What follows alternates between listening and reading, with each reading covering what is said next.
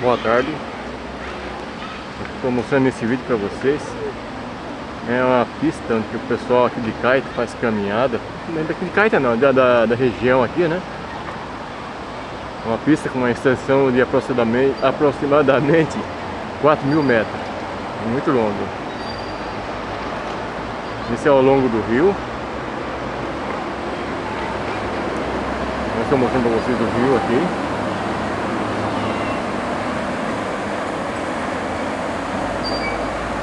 Um rio que corta a cidade, água limpa.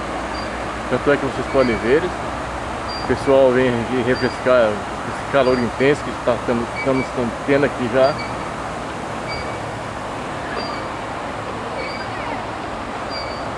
Essa é uma ponte para pedestre, somente pedestre e ciclista.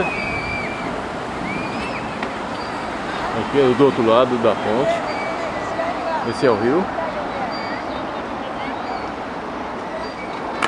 Mais adiante ali a cidade de Caeta.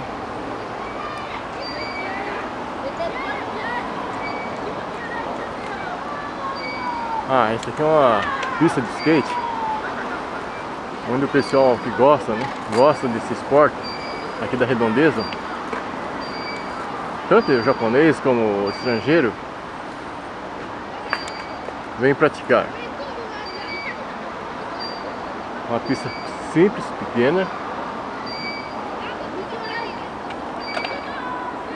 Essa é a parte de cima da pista.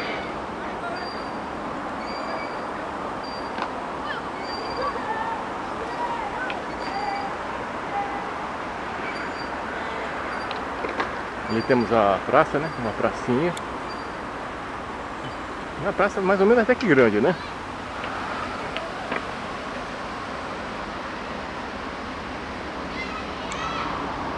Ah, aqui é um parquinho, né?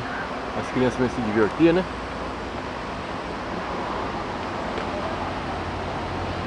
A praça, a praça, um banheiro, tudo, né?